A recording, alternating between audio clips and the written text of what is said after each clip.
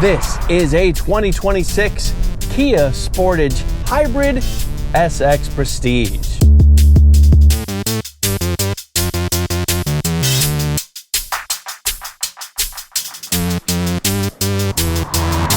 With the 5th generation Sportage arriving in 2023, Kia gave it a thorough update for 2026. Being a hybrid, this SX Prestige is the top of 5 trims offered with this powertrain, above the LX, S, EX, and X line versions. That means we get all the bells and whistles to play with. In fact, no packages are offered on the Sportage Hybrid SX Prestige. It already comes fully loaded. And it's not just new looks for 2026. The Sportage Hybrid also got a power bump. So, how does this updated Sportage drive? Let's find out. But first, let's talk price and look at a few details. Kia does still sell internal combustion engine and plug-in hybrid versions of the Sportage, but the base Sportage Hybrid is the LX, and it starts at $31,985. My top-of-the-line test car jumps to $42,285. That's $42,085 for the SX Prestige and $200 for the carpeted floor mats. All right, let's take a quick look around and inside this Sportage Hybrid. Kia updated the Sportage for 2026, freshening up the look on the outside and the technology on the inside. Outside, we have a new front and rear bumper and new head and tail lights. And I have to say, I particularly like these vertically stacked LED headlights right here with what Kia calls Star Map DRLs, or daytime running lights. And they look like this lit up. Also, while the X-Line and this SX Prestige get these new 19-inch wheels, every Sportage gets a new wheel design. Looking at the Sportage in profile, you get a nice look at this heritage blue color. This is one of 3 standard color options on the Sportage Hybrid. There are another 3 optional colors that are $495 and $595 extra. And I'll go ahead and show you the dimensions of the Sportage here as well. Compact doesn't mean small anymore. Another nice look at the rear. Of course, we have the ubiquitous roof-mounted spoiler right here. We do have a gloss black shark fin antenna up top and a bit of dust for me driving the car around.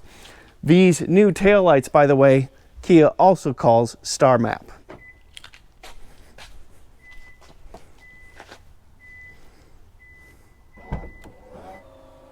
In the Kia Sportage, there is the hands-free, foot-free tailgate option. You can turn that on or off, but as long as you have the key fob with you and the car is locked, you just walk up, wait a few seconds, and it opens automatically. And it opens up to 39 cubic feet of storage behind the second row.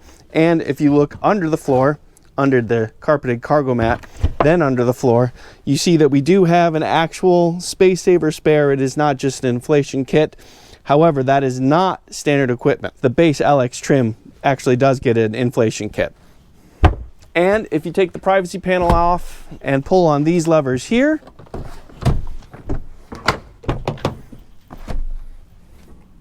cargo space increases to 74 cubic feet of storage. That's a lot of space. Inside actually offers a very healthy amount of space. You can see that we have lots of leg room here for the second row. Also, the seat backs are adjustable. I have the 4-seat seat closest to us in the most reclined position and the second set in the most upright position. Now, that one looks very, very upright. I don't think I'd want to be there, but this recline looks really nice. It looks very comfortable.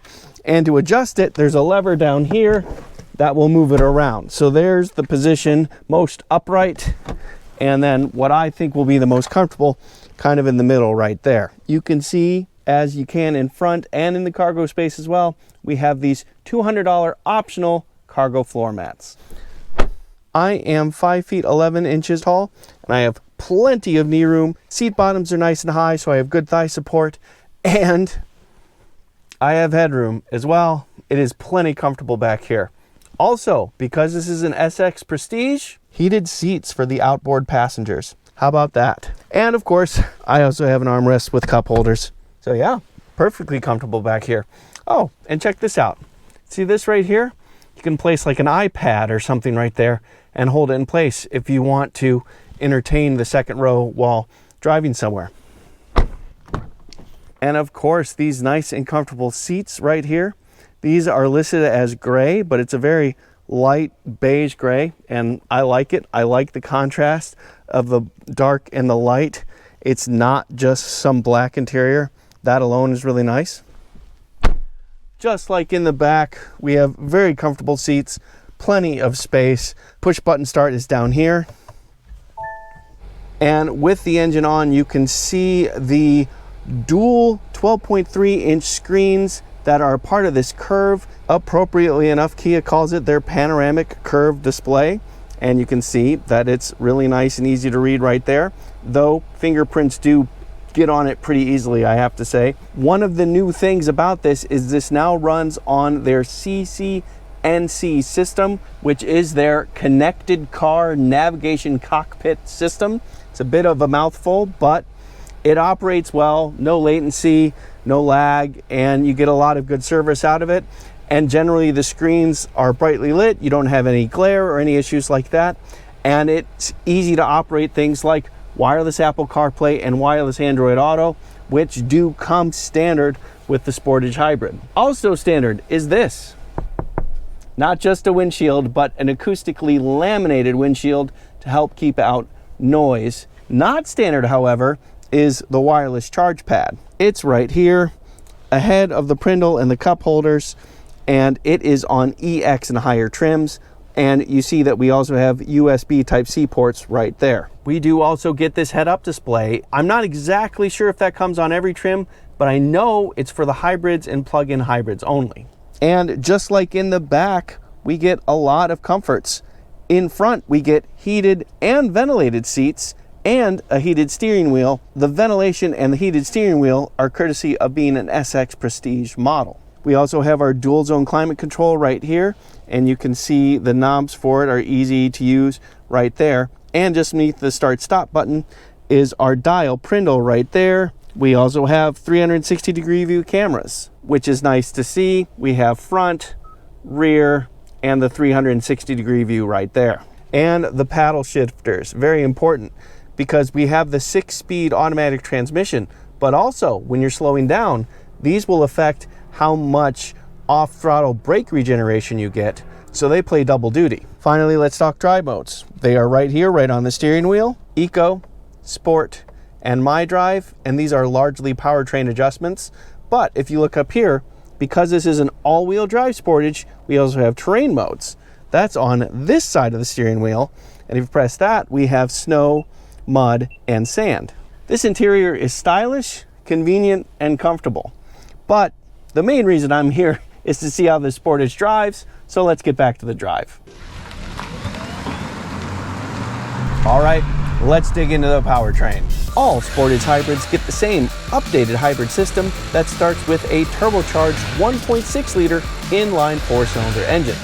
That combines with an electric motor built into a 6-speed automatic transmission to deliver a total system output of 232 horsepower and 271 pound-feet of torque, which is 5 more horsepower and 13 more pound-feet than before. All the power then heads to all 4 wheels.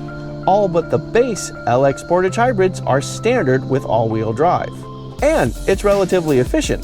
This package delivers 35 miles to the gallon in the city, 36 on the highway, 35 combined. And here's a fun fact. Not only do we get horsepower numbers for the electric motor built in the transmission, but the starter motor has 17.4 horsepower and 31.9 pound-feet of torque. And thankfully, this hybrid setup does happily run on regular gasoline.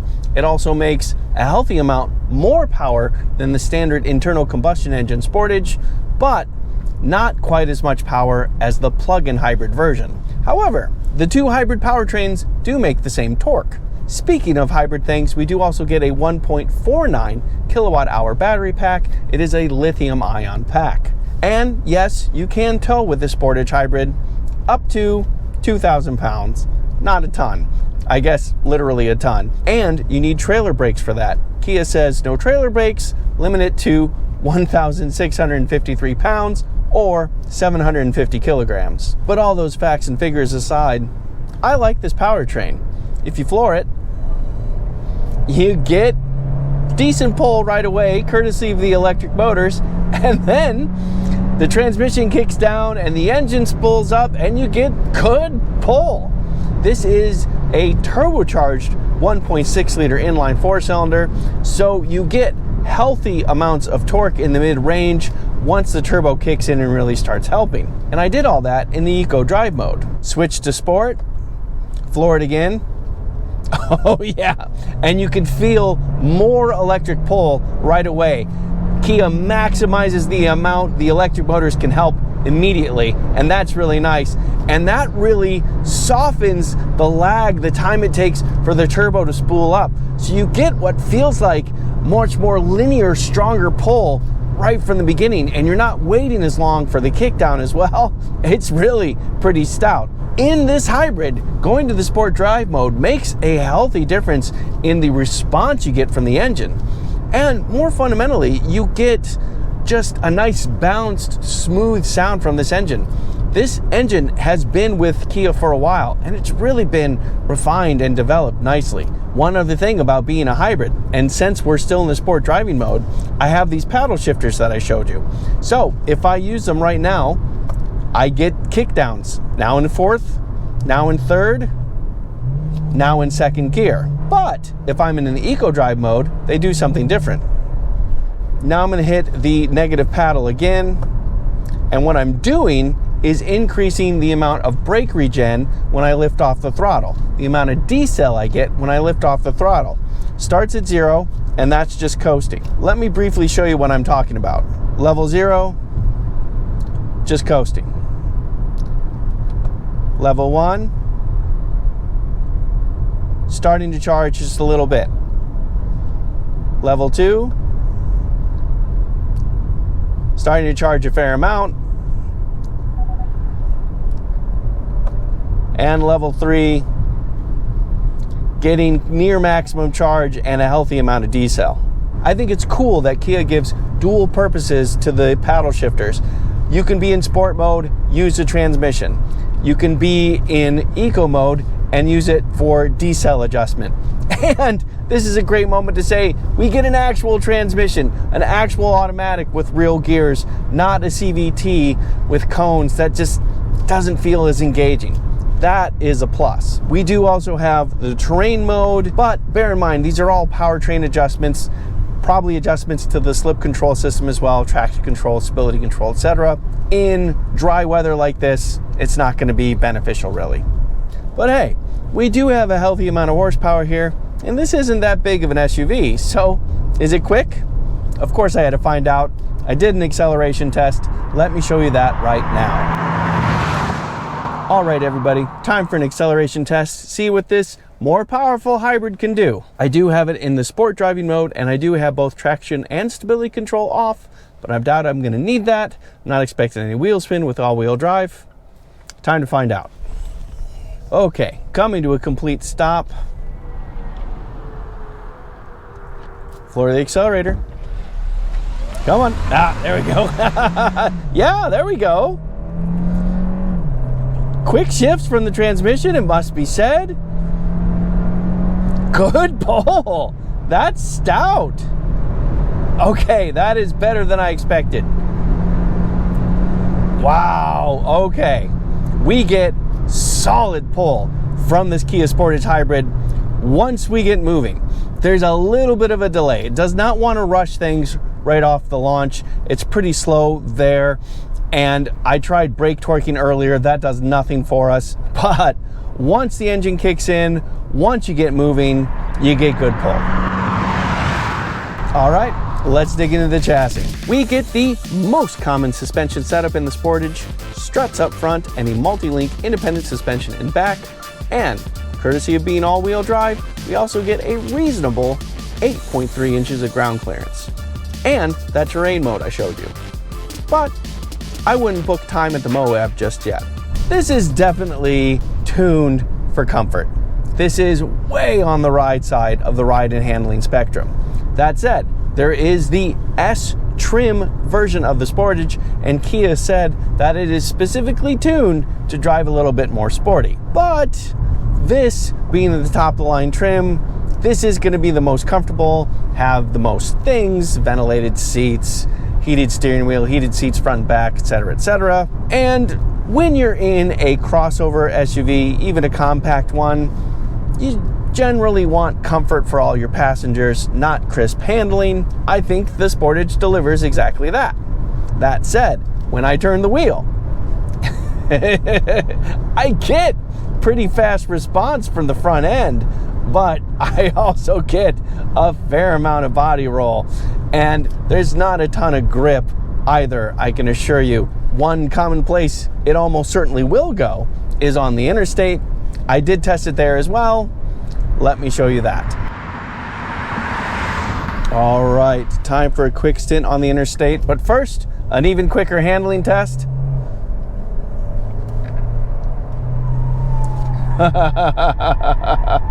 Yeah. Lots of body roll, fair amount of understeer, not a ton of grip, but it's fine. Totally competent. Okay, cruise control is set to 78 miles an hour to go with traffic. At that speed, we've got a nice and low engine RPM, despite the fact that we have a 6-speed transmission. This automatic has a pretty decent ratio spread, considering that these days the number of gears isn't that high. I do have all the driving aids on, and we do have a healthy list of driving aids, and that does include lane keep to keep you in the center of the lane. And we're going through a curve right now, and sure enough, staying pretty well center in the lane. Happy with that. We also have an automatic lane change. Now, if I give it a nice half tap,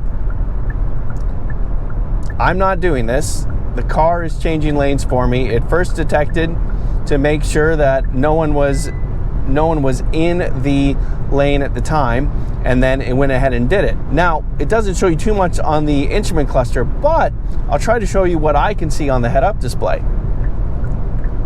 And there you go. And yep, there it does it. One other neat trick that this Sportage has is blind spot, which pop up in the instrument cluster when you're making a turn. Left turn signal, I get that screen right there. Right turn signal, I get that screen right there. Lovely, lovely. And I can switch this around to show you what the car can see. And there we are going through a curve, and it's picking that up. More fundamentally, I'm pretty darn happy with cabin isolation in here. I can hear a bit of wind noise, but it's not too bad. It's pretty quiet, pretty subdued, and tire noise, road noise, is actually quite low. And this is on a loud and lumpy cement highway that we're on right now, and it's still not too bad. So, you know, that's job well done. You can definitely hear it, but it's quieter than a lot of other cars I've tested, that should be sure. Combine that with the very solid fuel economy you get from this hybrid powertrain, and lots of space too. Yeah, this is a lovely highway cruiser. I really like this Sportage hybrid, especially in the styling department. Kia has done a really good job to come up with a styling language and utilize it in smart ways across its lineup. Critically, however, this thing is perfectly useful. I've got plenty of space up front. The second row is generous for adult-sized people. And while we're not as efficient as Toyota here with the RAV4, you get pretty decent fuel economy too. Altogether, what Kia delivers is all the utility you could ever ask for in a compact crossover, and does so in a pretty darn cool way. And that is worth a lot. I'm Robin Warner. Thank you very much for watching. Let's go. Yeah, I mean, honestly. Even in the eco mode, we get pull here.